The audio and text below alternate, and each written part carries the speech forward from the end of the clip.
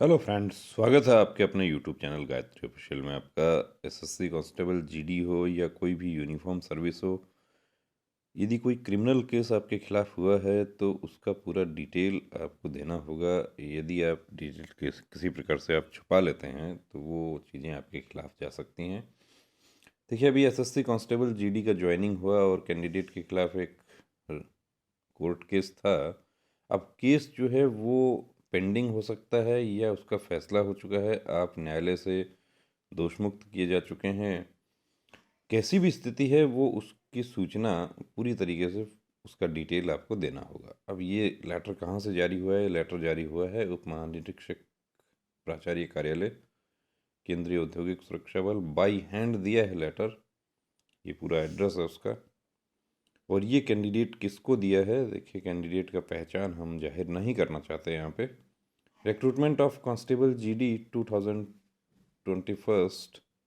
It is hereby informed that you reported at CISF MP RTC Behrod in 47th batch of Constable GD basic training course beginning from 23rd December 2022।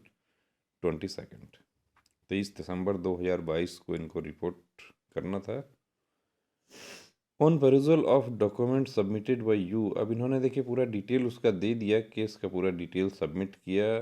तो उसमें it is observe that a criminal case has been registered against you under section 188, 269, 271 of IPC vide FIR number 79/2020 dated 20th April 2020। 24 April 2020 को एक case इनके police station में दर्ज हुआ था जिसमें इनका नाम था।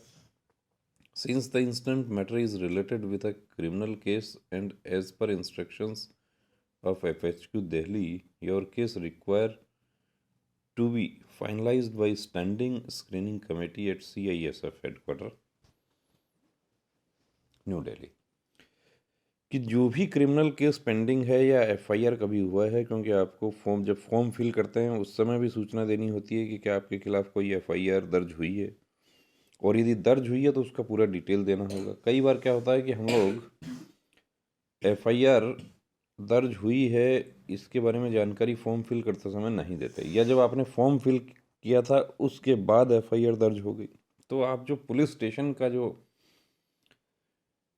करेक्टर बनवाते हैं उसमें वो डिटेल आ जाती है। या कई बार क्या होता है कि पुलिस स्टेशन दूसरा होता है, पुलिस स्टेशन के रिकॉर्ड में वो चीज़ नहीं आ पाती।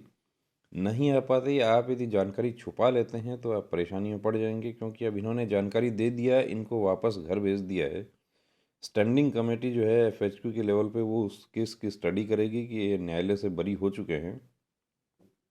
अब इनको देखिए क्या क्या डॉक्यूमेंट्स से मांगा है, ये सभी डॉक्यूमेंट्स इनको लेकर जाना चाहिए था, लेकिन ये अभी सबमिट करने होंगे। Therefore, you are hereby directed to submit the under mentioned documents in case immediately to this office। क्या क्या डॉक्यूमेंट्स मांगा है?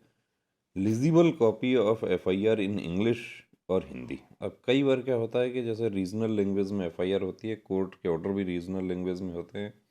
जैसे हम गुजरात की बात करें तो वहाँ पर गुजराती लैंग्वेज में होता है, कश्मीर की बात करें तो वहाँ पर उर्दू में होता है, लेकिन उसको हिंदी या इंग्लिश में ट्रांसलेट करवाकर duly attested by a gazetted officer. Copy of final report chargesheet in English और Hindi duly attested by a gazetted officer. Copy of judgment order in English और Hindi duly attested by a gazetted officer. Any other document related to your case if any duly attested by a gazetted officer. कुछ cases में क्या होता है कि FIR हुआ लेकिन माननीय उच्च न्यायालय से FIR रद्द करवा दी गई कि केस जो था वो झूठा पाया गया। जैसा भी था, जैसी भी स्थिति थी, देखिए यदि सजा हो चुका है तो आपको यूनिफॉर्म नहीं मिलेगी, लेकिन यदि आप केस में दोषमुक्त किए जा चुके हैं या केस ये पाया जाता है कि या चार्जशीट जब पेश किया पुलिस ने उसमें आपका नाम नहीं था, पुलिस स्टेशन से ही आपका नाम क्लियर हो गया, तो ऐसी स्थिति में आपको जानकारी देनी होती है। स्टैंडिंग कमेटी उसका निर्णय करेगी। अब ये निर्णय जो है वो कितना समय इसमें लग जाएगा, तो देखिए इसमें कम से कम 5 से 6 महीने का इसमें समय लग जाता है, कई बार 3 से 4 महीने में भी आ जाता है, लेकिन डॉक्यूमेंट्स एक डेस्क से दूसरे डेस्क, एक ऑफिस से दूसरे ऑफिस तक पहुंचते हैं, उसमें समय लगना लाजमी है। तो हमारे तमाम वो साथी जो यूनिफॉर्म पहनना चाहते हैं या कोई भी गवर्नमेंट जॉब, देखिए चाहे वो रेलवे का हो, कोई भी हो, उसमें जाना चाहते हैं, तो अपने आप को बचा के तैयारी करनी है कि अब एक केस की वजह से, चाहे ये केस में इनका इन्वॉल्वमेंट कितना हो कितना नहीं हो ये इनको पता है, लेकिन इसकी वजह से इनका मैक्सिमम कितना टाइम लग सकता है, 1 ईयर तक का इसमें मैक्सिमम समय लग सकता है। 2018 के जो कैंडिडेट्स जो थे, वो उनके साथियों का ज्वाइनिंग जुलाई 2021 में हो गया था, लेकिन कोर्ट केस वाले काफ़ी कैंडिडेट जो थे वो फैब 2022 में उनकी ज्वाइनिंग हुई थी, और वो भी स्टैंडिंग कमेटी रिपोर्ट आपके फेवर में दे देती है तो। और केस किन धाराओं में दर्ज है उस पर भी डिपेंड करेगा। संगीन अपराध है, अब अपराध जो है उसके बाद की स्थिति क्या है, पुलिस इन्वेस्टिगेशन क्या है, चार्जशीट में क्या आया है, और सबसे बड़ी बात यह है कि न्यायालय ने यदि आपको दोषमुक्त कर दिया है तो वो किस आधार पर किया है, क्या समझौता हुआ है दोनों पक्षों में। कई बार ये भी होता है कि समझौता दोनों पक्षों में होता है, उस स्थिति में भी ज्वाइनिंग रुक जाती है।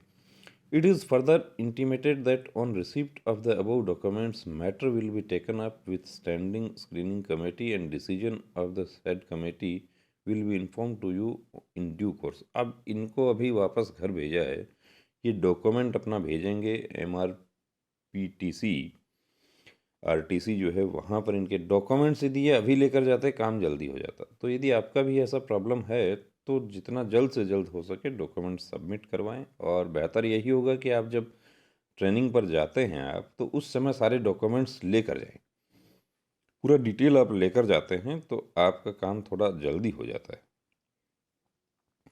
तो बने रहिए दोस्तों चैनल के साथ, और यदि आपका भी कोई ऐसा प्रश्न है, कोई डाउट है, तो हमारे साथ आप शेयर कर सकते हैं। उसके लिए व्हाट्सअप नंबर आपको दे रहे हैं, इस नंबर पर आप आपके प्रश्न, आपके डाउट्स इस नंबर पर आप शेयर कर सकते हैं। कोई भी जानकारी आपको चाहिए वो उसके लिए आप मैसेज कर सकते हैं, कॉल नहीं करना है, ओनली व्हाट्सएप करना है।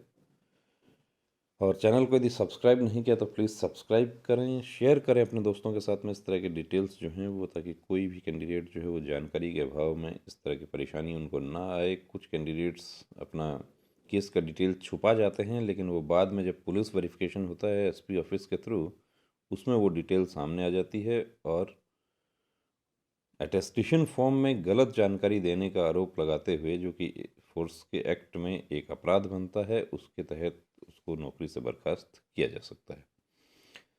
तो इन सब चीज़ों का विशेष ध्यान रखना है। जय हिंद।